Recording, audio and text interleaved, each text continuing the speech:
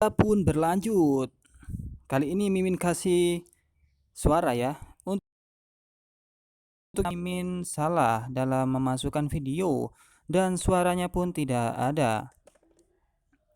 Lanjut di Spermi Gridload 542. Setelah setengah bulan berlalu, di sini terlihat terik matahari yang lumayan begitu panas menyinari daerah gua.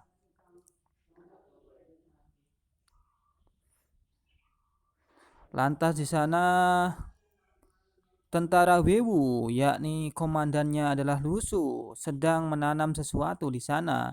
Dan terlihat di gua tersebut banyak sekali orang-orang yang bersemangat mengerjakan sesuatu. Tampak seperti kerajaan di dalam gua. Di sana ada banyak sekali orang-orang dan terlihat cukup megah kelihatannya. Terlihat Lusu memperhatikan sesuatu dan sedang mencatat. Rumah sudah dimiliki dan sudah memiliki atap yang bagus. Terlihat juga tentara Wewu yang sedang selesai mandi. Bagian dari ladang bertingkat sudah ditanami, renovasi untuk tentara Wewu juga sudah, pondasi rumah sudah, sawah bertingkat juga sudah. Oke, semuanya sudah selesai. Tiba-tiba ada yang mengagetkan Lusu. Dar, dar, dar. Itu adalah Xiaoyu dan Uskup Bishop Kardinal. Lagi membawa ucapan selamat. Selamat Bapak Lu atas penyelesaian awal rencana membangun rumah yang indah di gua ini. Ucap Xiaoyu di sana. Xiaoyu pun berkata, "Hei Lusu, bukankah karir kita berjalan dengan baik? Mengapa Anda kelihatannya tidak terlalu begitu senang?" Ucap Xiaoyu kepada Lusu.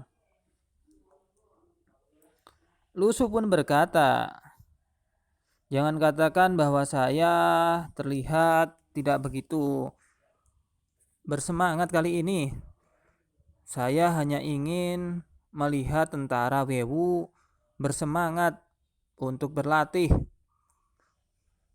Kemampuan penjagaan dan persenjataan dan pekerjaan serta pertempuran dari tentara Wewu sangatlah buruk dan kita hanya bisa berjalan secara mandiri dan individu.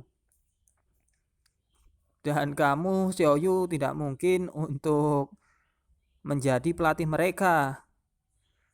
Apa yang kamu bilang? Siapa yang Anda bicarakan sebagai pemain perempuan yang hanya individu dan solo? Ketika saya berlatih di Tianluding dan menjelajah di reruntuhan, saya selalu memimpin tim. Bukankah itu cara melatih dan merekrut orang baru? Dan aku pasti bisa melakukannya." Lusu pun tertawa. "Hahaha. Mungkin saya salah untuk menilai Anda," ucap Lusu. Lantas Lusu pun berpikir sesuatu. Kelihatannya kalau daerah ini ada Sive, kemudian Luzong dan Loyu dan yang lainnya, mungkin di sini akan terlihat bagus. Dengan kemampuan mereka mungkin dapat mendirikan cabang di Tenloding dan Luzhou dalam beberapa bulan kemudian.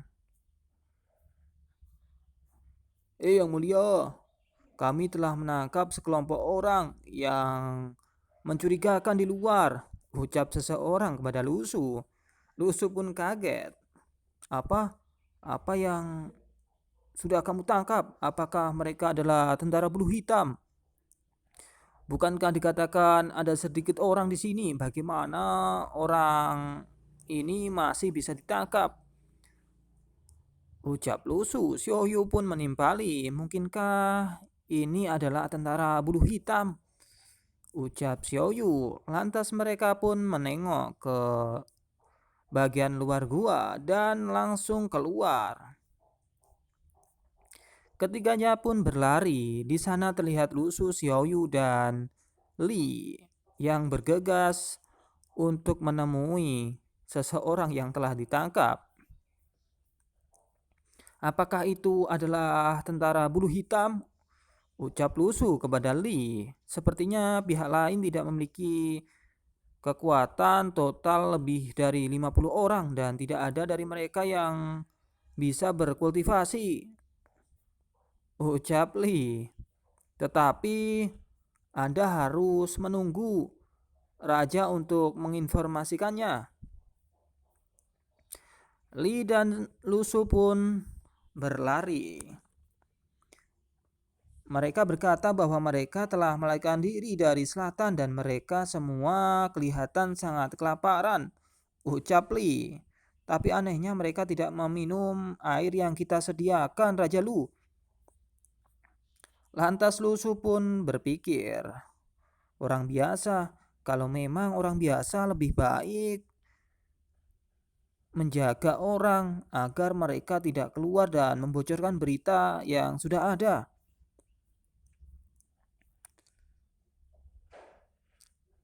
Lantas di sana terdengar sesuatu, kerja bagus semuanya. Jangan bicara omong kosong, beritahu kami apa yang ini ingin Anda katakan. Ucap di sana, Lu Su pun terlihat kaget bersamaan dengan Xiaoyu dan Li. Serot, mereka pun berhenti. Di sana pun terlihat adalah paman yang biasa bersama Lu Su. Yang mulia, lihat itu mereka di sana. Lu Su pun kaget melihat seseorang yang di sana. Wah, itu kamu. Apakah itu kamu, benar-benar kamu? Wah, kamu, ucap paman itu, dan Lu Su pun sama. Terlihat Xiaoyu di sana sedang memakan semangka. Entah itu semangka dari mana, saya juga tidak tahu. Kedua orang itu pun kaget. Bisa-bisanya mereka bertemu dalam keadaan yang seperti ini. Kami sudah lama tidak bertemu. Anda telah menjadi raja yang memerintah. Hahaha. Paman itu tertawa. Omong kosong macam apa ini? Itu dia panglima tertinggi. Apa dia panglima tertinggi? Lu Su pun agak sedikit malu. Saya berkata, Zhang Weiyu, bukankah kamu bersembunyi di gua? Mengapa kamu datang ke sini? Ucap Lu Su. Bu. Kelihatannya Zhang Weiyu muntah darah. Lantas Zhang Weiyu pun berkata, tentara bulu hitam bermain nyata kali ini dan gua itu juga ditemukan. Jika kami tidak memiliki firasat bahwa kami pergi lebih awal, kami mungkin harus menjelaskannya di sana. Ucap paman itu. Ngomong-ngomong, apa identitasmu? Ucap seseorang di sana kepada Zhang Weiyu. Zhang Weiyu lantas pun berpikir, dia adalah budak buronan sebelumnya, jadi bagaimana dia menjadi komandan sekarang? Pikir Zhang Weiyu. Hei paman, bukankah Anda memberi saya beberapa saran untuk pergi ke tentara Wu Wei sebelum itu? Iya, lalu apa? Ucap Zhang Weiyu. Lalu aku memasukkan tentara Wu ke dalam koleksiku. Ucap Lu Su. Dia berpikir maksudnya dia sekarang sedang menjadi komandan di tentara Wu. Jadi dia sudah leluasa. Tidak, trik yang saya berikan adalah memberi Anda surat rekomendasi untuk masuk tentara WU. Aku bisa menulis untuk diriku sendiri sekarang, ucap Lu Su. Lantas Zhang Weiyu keheranan. Xiaoyu pun menimpali, ya meski prosesnya berbeda, hasilnya tetap sama. Emosi negatif pun keluar dari Zhang Weiyu plus 666. Lantas Zhang Weiyu berkata, apakah itu berarti saya meminta Anda untuk bergabung dengan tentara Wu-Wei, tetapi saya tidak membiarkan Anda memasukinya sebagai komandan maksudnya. Hehehe, Anda sangat kuat. Mengapa Anda tidak pergi ke kota kerajaan? Ucap Zhang Weiyu kepada Lu Su. Hahaha, bukankah itu akan Anda bukankah itu akan ada di sana cepat atau lambat? Jianlu ada di Wangchen. Ucap Lu Su. Jadi setelah menjadi komandan kamu masih bersikeras untuk pergi ke Jianlu, kota Raja Jianlu. Orang-orang di sana pun berkata, ya saya harus pergi ke Jianlu. Apakah Anda ada masalah? Zhang Weiyu pun berpikir, masalahnya sangat besar. Saya belum pernah melihat komandan tentara secara pribadi berpartisipasi dalam pemilihan di Jianlu di dalam hidup saya, pikir Zhang Weiyu. Lantas mereka terus ngobrol ke sana kemari. Perutku, aku belum makan. Wah, maaf, saya hampir lupa bahwasanya Anda masih kelihatan lapar. Ucap Lu Su kepada Zhang Weiyu. Kenapa Anda tidak minum air di ketong itu?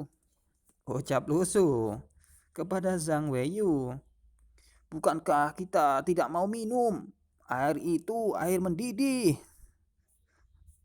Lantas emosi negatif keluar dari Zhang Weiyu plus 199. Hei arang hitam, ambilkan kubis putih dingin dan makanan untuk mereka ya. Ya, komandan, dipahami. Ucap arang hitam. Li pun bergegas untuk mengambilkan sesuatu.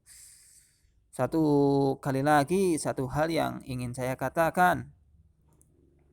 Di sana terlihat komandan Lu berpikir, aneh, sebelum komandan datang, aneh, sebelum kedatangan tentara bulu hitam, bagaimana mungkin Panglima Raja ingin bergabung dengan tentara Wu Wei? Bukankah bukankah Raja selalu menjual sabun? Dan masih banyak lagi. Mungkinkah Raja benar-benar memulai tata letak ketika dia menjual sabun? Maksudnya mengorganisasikan ya. Ya pasti begitu, kalau tidak siapa yang menjual sabun dan berani membiarkan tentara reguler membantu mengolah tanah dan memberikan uang subsidi kepada mereka. Dan kami yang selamat karena bertani berkat Raja Lu. Pikir Komandan Lu, apakah ini juga dalam penghitungan Raja Lu? Nampak di sana Lu Su mengendalikan orang-orang. Tidak diragukan lagi, Panglima yang bijaksana sangat menakutkan, ucap Komandan Lu. Lantas Lu Su melihatnya. Kira-kira apa yang dipikirkan orang ini?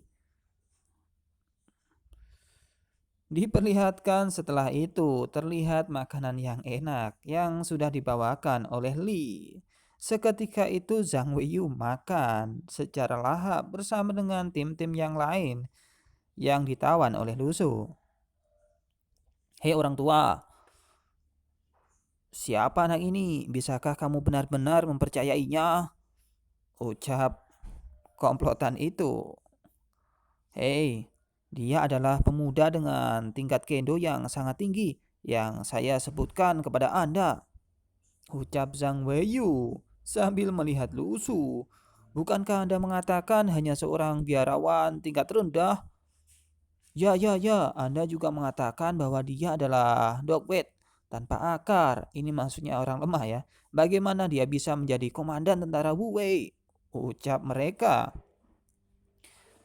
Jawaban atas ini mungkin sambil berpikir. Dari seorang budak dengan tanda di pantatnya menjadi seorang komandan militer. Ini adalah pertama kalinya dalam hidup saya bahwa saya telah melihat orang yang tidak masuk akal dan menakjubkan seperti itu. Saya juga ingin tahu rasanya, ucap Zhang Weiyu. Lantas cerita pun berakhir.